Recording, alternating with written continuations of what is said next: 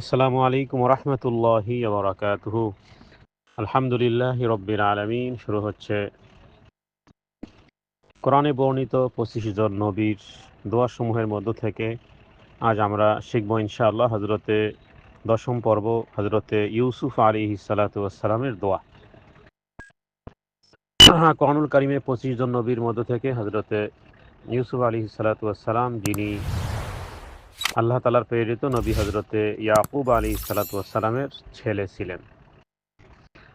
এবং কোরআনুল কারিমে হজরতে ইউসুফ আলাইহিস সালাতু ওয়াস সালামের নামে একটি লম্বা সূরাই আছে, যেই সূরার ভিতরে তার ছোট্টকালে স্বপ্ন দেখা, এরপরে তার ভাইদের ছোটকালে স্বপ্ন, তারপরে তার ভাইদের ষড়যন্ত্র, এবং এরপরে তিনি এক জীবন পরীক্ষায় তিনি উত্তীর্ণ হয়েছেন। কূপের মধ্যে যাওয়া, সেখান থেকে মিশরে বিক্রি হওয়া, তারপরে সেখান থেকে জেলে, আর সেখান থেকে রাজপ্রসাদে। এরপরে একটা সময় আল্লাহ তাআলা তাকে রাজকীয় দায়িত্ব দিয়েছিলেন এবং ভাইদের সাথে তার পূর্ণ মিলন হয়েছিল, স্বপ্ন পূরণ হয়েছিল। ইউসুফ আলাইহিস সালাতু ওয়াস সালামের নিজের ঘনিষ্ঠ লোকজন কর্তৃক যেই ঘটনাগুলো এসেছে, এই ঘটনা দিয়ে প্রত্যেক ব্যক্তিকে কিয়ামত পর্যন্ত, এমনকি মুহাম্মদ রাসূলুল্লাহ সাল্লাল্লাহু আলাইহি ওয়াসাল্লামকেও সূরা ইউসুফের ঘটনা দিয়ে যেন সান্ত্বনা প্রদান করা হয়েছে, যে আপনার ঘনিষ্ঠ লোকজন, আপনার নিকটতম আত্মীয়। আর ওদিকে তো ইউসুফ আলাইহিস সালামের নিজের ভাইয়েরাই এটা করেছিল। বিদায় শেষ, সর্বশেষ হযরত ইউসুফ আলাইহিস সালাতু ওয়াস সালাম তাদেরকে ক্ষমা করেছিলেন। রাসূলুল্লাহ সাল্লাল্লাহু আলাইহি ওয়াসাল্লাম মক্কা বিজয়ের সময় শুধু আমান আমান আমান চতুর্দিকে। তো হযরত ইউসুফ আলাইহিস সালাতু ওয়াস সালামের ঘটনা থেকে শিক্ষণীয় বিষয় ইত্যাদি বিষয়ে আমরা সংক্ষিপ্তভাবে কিছু কথা বলবো ইনশাআল্লাহ। আর এরপরে এই দোয়াটি আমরা পাঠ করব, যে দোয়ার ভিতরে হযরত ইউসুফ আলাইহিস সালাতু ওয়াস সালাম কি চেয়েছেন। তাহলে হযরত ইউসুফ আলাইহিস সালাতু ওয়াস সালামের ঘটনা মূলত আসলে জানার জন্য আমাদেরকে কোরআনুল কারিমে সূরা ইউসুফের তরজমা বা তাফসীর পড়লে আমরা মোটামুটি জানতে পারবো, বেশ বিস্তারিতই। কারণ বিস্তারিতই বলা হয়েছে, এইভাবে করে অন্য কোনো নবীর ঘটনা এতবার বারবার উল্লেখ করা হয়নি।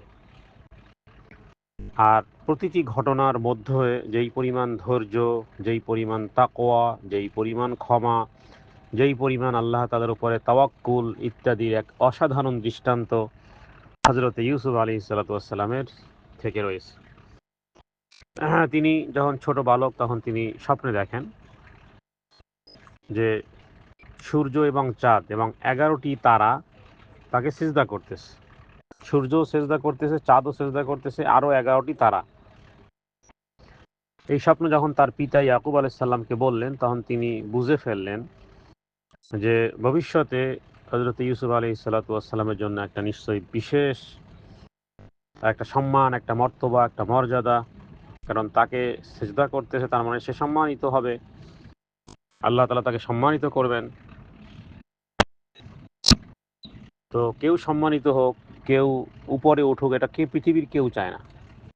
আপনি যাদেরকে আপন মনে করেন, আপনার বন্ধু, আপনার বান্ধবী, আপনার ঘনিষ্ঠ লোকজন, কেউ চায় না যে আপনি উপরে ওঠেন। পৃথিবীতে গবেষণা করে দেখা গেছে যে একজন ব্যক্তিই চায়, একজন ব্যক্তি এবং আরেকজন ব্যক্তি নিয়েই চান। সেটা কি? সেটা কারা? যে পৃথিবীতে খুঁজে পাওয়া যাবে একজন ব্যক্তিকে যিনি বাবা, আরেকজন নারীকে খুঁজে পাওয়া যাবে যে হয় মা। তারা চান যে তারা যে লেয়ারে আছেন, এই লেয়ার থেকেও তার সন্তান যেন উপরের লেয়ারে যায়। তাহলে পৃথিবীতে কেউ নয়, কোনো আত্মীয় স্বজন এরকমের চায় না যে তার চেয়ে উপরে উঠুক। কম্পিটিশন হয়। আল্লাহ তাআলা নিজেই বলছেন, আলহাকুমুত তাকাসুর, তোমরা তো কম্পিটিশন করো, কে কার থেকে বেশি সম্পদ কামাই করবে, কে কার থেকে বেশি সন্তানাদি হবে। কম্পিটিশন হয়, কিন্তু কম্পিটিশন হয় না যেখানে। পৃথিবীতে একজন বাবা চান যে আমি যে লেয়ারে আছি, আমার এই লেয়ার থেকে আমার সন্তানেরা আরো উপরে উঠুক। অনুরূপভাবে একজন মাও চান যে আমার সন্তান, আমি যেমনই সাদাসিধা হই না কেন, আমার সন্তানেরা যেন তীক্ষ্ণ হয়, বুদ্ধিসম্পন্ন হয়, যেন জ্ঞানী হয়, যেন ধার্মিক হয়। তো বাবা মাই চান, আর এছাড়া মনে হয় না আর কেউ চায়। হজরত ইউসুফ আলাইহিসসালামের বিষয়গুলো তিনি বললেন যে তুমি এগুলো কাউকে বলো না, কারণ ঈর্ষা আসতে পারে। তো যাই হোক, সংক্ষিপ্তভাবে ঈর্ষা আর ভাইদের আসলে সেই ঈর্ষা আসলো। আর ইউসুফ আলাইসাল্লামের অন্য ঘরের অন্য মায়ের পেটের 10 ভাই ছিল, তারা একটা কূপে তাকে ফেলে দেয়। বহুত অনুনয় বিনয় করে বলেছিল যে আমাদের সাথে খেলতে দেন, যেগুলো কোরআন কারীমের বিভিন্ন আয়াতের অর্থ। এরপর সর্বশেষ তাকে কূপে ফেলে দেয় এবং সন্ধ্যাবেলা ভাইয়েরা কাঁদতে কাঁদতে বাবার কাছে এসে বলে যে ইউসুফকে বাঘে খেয়ে ফেলেছে, নেকড়ে খেয়ে ফেলেছে, আমাদের সাথে খেলতেছিল, খেয়াল করিনি আমরা, রক্তমাখা জামা ইত্যাদি। যদিও ইউসুফ আলাইসাল্লামের ঘটনা কেন্দ্রিক বেশ কিছু অতিরিক্ত অতিরঞ্জনতাও আছে, তারপরে কোরআন কারীমে যতটুকু আমরা পাই যথেষ্ট। ইউসুফ আলাইসাল্লামকে একটি শুকনা কূপে ফেলে দেওয়া হয়েছিল এবং সেখান থেকে একটি কাফেলা তাকে সেই কূপ থেকে তুলে নিয়ে দাস হিসেবে মিশরে বিক্রি করেছিল। এরপরে সেখান থেকে যখন মিশরে বিক্রি হলো, আর সেটি তিনি রাজপ্রসাদে, তার মানে মিশরের আজিজের স্ত্রী, তাদের ঘরেই লালিত পালিত হচ্ছিল। এবং হযরত ইউসুফ আলাইহিসসালাম অত্যন্ত সুন্দর ছিলেন। তার সৌন্দর্যের বিষয়ে কোরআনুল কারীম থেকে যতটুকু পাওয়া যায় যে তাকে দেখে মানুষ অত্যাশ্চর্য হয়ে বলেছিল ইনহাদা ইল্লা মালাকুন কারীম, এটা কোনো মানুষ হতে পারে না, তো ফেরেশতা হতে পারে, ফেরেশতারা এই রকমের হতে পারে, কোনো মানুষ তো এত সুন্দর হতে পারে না। রাজপ্রসাদে তিনি বড় হলেন। আস্তে আস্তে মিশরের সেই আজিজ এর স্ত্রী ইউসুফ আলাইহিস সালামের প্রতি মোহগ্রস্ত হয়ে তাকে ভুল পথে নেওয়ার চেষ্টা করলো, কিন্তু তিনি নিজেকে সংযত রাখেন। আর এরপরে মিথ্যা অভিযোগে তাকে কারাগারে পাঠানো হয়। কারাগারে প্রায় 10 বছর তিনি ছিলেন এবং কারাগারে তিনি স্বপ্নের ব্যাখ্যা তিনি করতেন। এবং সর্বশেষ এরপর রাজাও একদিন স্বপ্নে দেখেন, বাদশাহ একদিন স্বপ্নে দেখেন যে 10টি মোটা তাজা গরু 10টি শুকনো গরুকে, গাভীকে খেয়ে ফেলতেছে। স্বপ্নের ব্যাখ্যা কেউ দিতে পারতেছে না। এরপরে তিনি হযরত ইউসুফ আলাইহিস সালাম তিনি স্বপ্নের ব্যাখ্যা দেন এবং তার কারণে তাকে জেল থেকে প্রায় 10 বছর পরে, 12 বছর পরে প্রায় জেল থেকে তিনি মুক্ত হন এবং রাজপ্রসাদে তিনি সম্মানিত স্থান লাভ করেন। আর সেই স্বপ্নের ব্যাখ্যা ছিল যে দুর্ভিক্ষ দেখা দিবে, 5 বছর বা 7 বছর খুব ভালো ফসল হবে প্রথম, এরপরে হবে দুর্ভিক্ষ। তো রাজকীয় দায়িত্ব হযরত ইউসুফ আলাইহিস সালামকে দেওয়া হয় এবং দুর্ভিক্ষের সময় হযরত ইউসুফ আলাইহিস সালাম এই খাদ্য সংরক্ষণের দায়িত্ব পান। তার ভাইয়েরা সেই খাদ্য নিতে সেই মিশর থেকে আসে এবং এর মাধ্যমে ভাইদের সাথে পূর্ণ মিলন হয় এবং ওই যে ছোটকালে স্বপ্ন দেখা যেই স্বপ্ন ছিল সেটি পূর্ণ হয়। তার মানে তার আদিমি সেজদা তাকে দেওয়া হয়। শেষ পর্যন্ত ছোটবেলা সেই স্বপ্নই বাস্তবে পরিণত হয় এবং তার পিতা তার ভাইয়েরা তার সামনে সেজদায় সম্মান প্রদর্শনে অবনত হন। বিষয় হলো যে হযরত ইউসুফ আলাইহিস সালামের জীবনে শিক্ষণীয় বিষয় হলো যে যেই পরিমাণ ধৈর্য এবং সংযম আল্লাহ তাআলা ইউসুফ আলাইহিস সালামকেও নিয়েছেন। বিনা দোষে তিনি 10 বছর জেল খাটলেন বা 12 বছর জেল খেটেছেন, অথচ ইউসুফ আলাইহিস সালামের কোনো দোষ ছিল না। অতএব জেলে যে শুধু আসামিরাই থাকে, অপরাধীরা থাকে তা নয়, জেলে আলেমও থাকে। জেলে জালেমও থাকে, জেলে আলেমও থাকে। জেলে নবীরাও ছিলেন, জেলে নিষ্পাপ ব্যক্তিরাও ছিলেন। ইমাম আবু হানিফা আলাইহির রহমাত জেলে ছিলেন। হ্যাঁ, ইমাম শাফি তিনি জেলে ছিলেন। ইমাম ইবনে তাইমিয়া যাকে শাইখুল ইসলাম বলা হয়, তিনিও জেলেই তাদের মৃত্যু হয়েছিল। পৃথিবীতে বহু বড় বড় নামি দামি আলেমে দিন তারা জেলখানাতেই তাদের জীবন শেষ হয়েছিল। ধৈর্য ছিল, সংযম ছিল, আল্লাহর প্রতি সম্পূর্ণ ভরসা ছিল, এত কিছুর পরেও ক্ষমাশীলতা ছিল, শুদ্ধ চরিত্র থাকার পরেও হজরতে ইউসুফ আলাইহিস সালাম জেলখানা থেকে আল্লাহ তাআলা মিশরের বাদশাহ, তার মানে অর্থমন্ত্রী হিসেবে আল্লাহ তাআলা তাকে সম্মানিত করেছিলেন। তো হযরত ইউসুফ আলাইহিস সালাতু ওয়াস সালাম এই স্বপ্নের ব্যাখ্যার মাধ্যমে যে 7 বৎসর প্রচুর ফসল হবে, এরপরে আসবে 7 বৎসর দুর্ভিক্ষ। ইউসুফ আলাইহিস সালামের ব্যাখ্যায় বাদশাহ মুগ্ধ হন, তাকে মুক্ত করেন এবং তার বিরুদ্ধে যে মিথ্যা অভিযোগ, তার মানে রাজপরিবারের মহিলার কুপ্রস্তাব সংক্রান্ত, সেটি তিনি চাইলেন যে সেটা আগে খণ্ডন হোক। তদন্তের পর প্রমাণ হয় নির্দোষ, এবং এরপরে বাদশাহ তাকে বলেছিলেন যে তুমি আজ আমার কাছে মর্যাদাশীল এবং বিশ্বস্ত।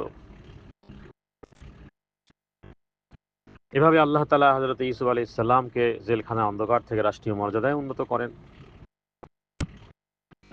কোরআন কারীমে এই ঘটনাগুলো 12 নম্বর পারা থেকে 13 নম্বর পারা পর্যন্ত বিষয়গুলো আছে। এবার আমরা কোরআনে বর্ণিত হযরত ইউসুফ আলাইহিস সালাতু ওয়াস সালামের দোয়ার বিষয়টি নজর দেব ইনশাআল্লাহ।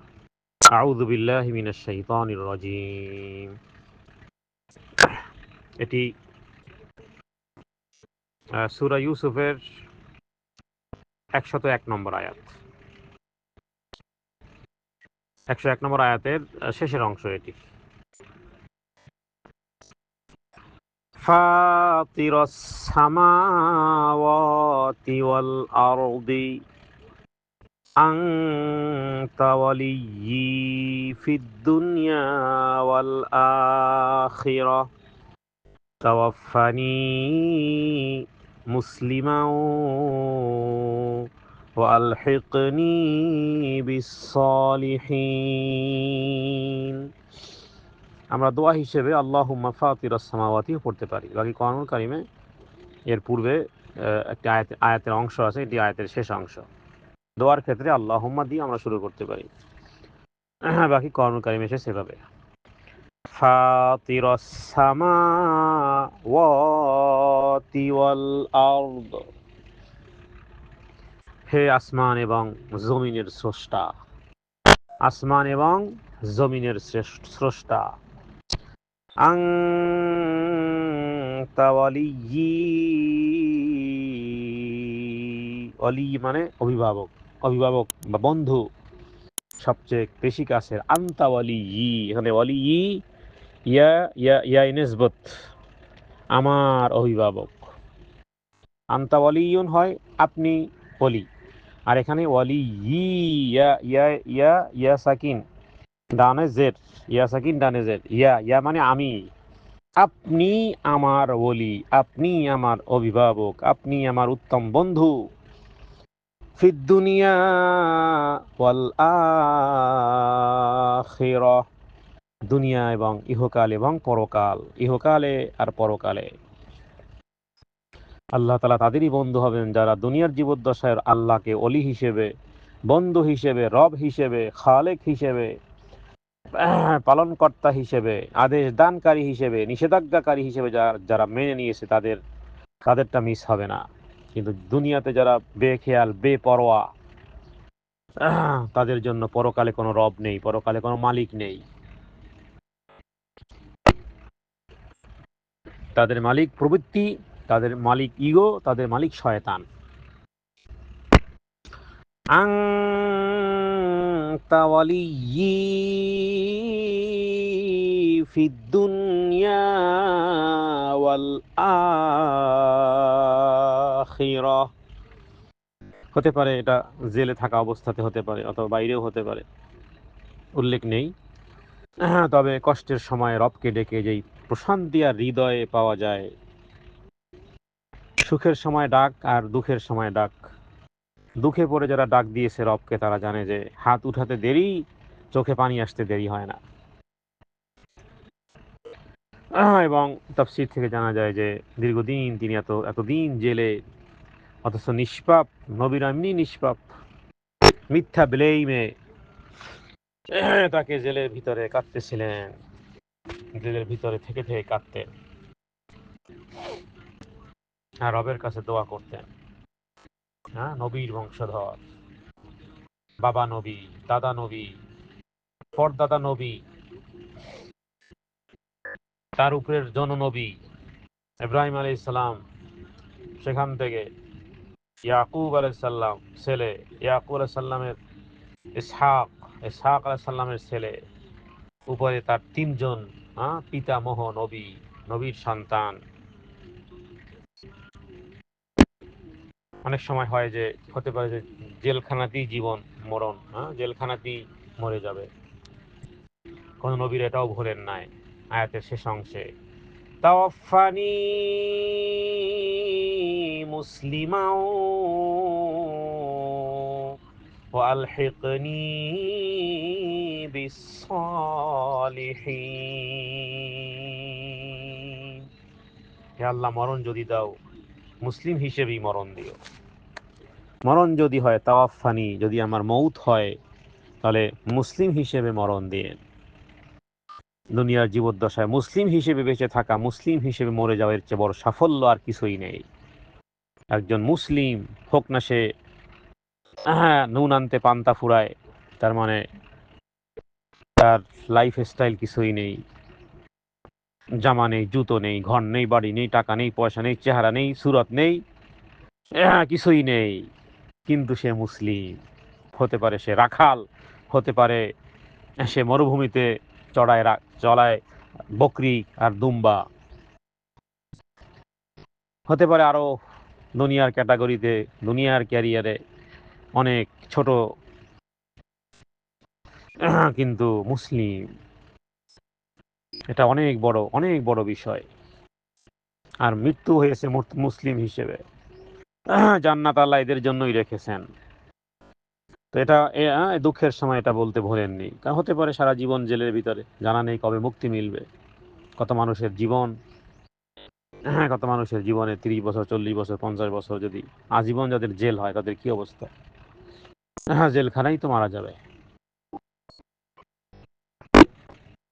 মানুষ যতই অপরাধী মনে করুক না কেন, যাই কিছু হোক না কেন, মুসলিম হিসেবে দুনিয়াতে বেঁচে থাকা। তাওয়াফানি মুসলিমান, আমাকে মৃত্যু দেন মুসলিম হিসেবে, ওয়াল হেকনি, আর আমাকে মিলিয়ে দেন বিসসালিহিন, নেককারদের সাথে মিলিয়ে দেন। আল্লাহু আকবার কাবীরা। এই দোয়ার ভিতরে 4টি অংশ আছে। এক হলো ফাতিরাস সামাওয়াতি ওয়াল আরদ, আল্লাহ তাআলার প্রশংসা করা হয়েছে, কঠিনভাবে প্রশংসা করা হয়েছে যে তুমি আসমান এবং জমিনের স্রষ্টা। আমি না হয় জেলখানায় বন্দী, আমি না হয় মানুষের ষড়যন্ত্রের শিকার, তুমি তো আসমান এবং জমিনকে সৃষ্টি করেছো। তুমি আমার উত্তম বন্ধু, আনতা ওয়ালিয়্যি, তুমি আমার উত্তম বন্ধু দুনিয়া এবং আখিরাতে। এর চেয়ে বড় সান্ত্বনার কথা একজন মুমিনের কি হতে পারে, যে হে আল্লাহ, তুমি আমার অভিভাবক, তুমি আমার বন্ধু, ইহকাল আর পরকালে তুমি আমার বন্ধু। এখানে তুমি, আনতা ওয়ালিয়্যি, আনতা তুমি, ওয়ালিয়্যি আমার অভিভাবক, আমার বন্ধু দুনিয়া এবং আখিরাত।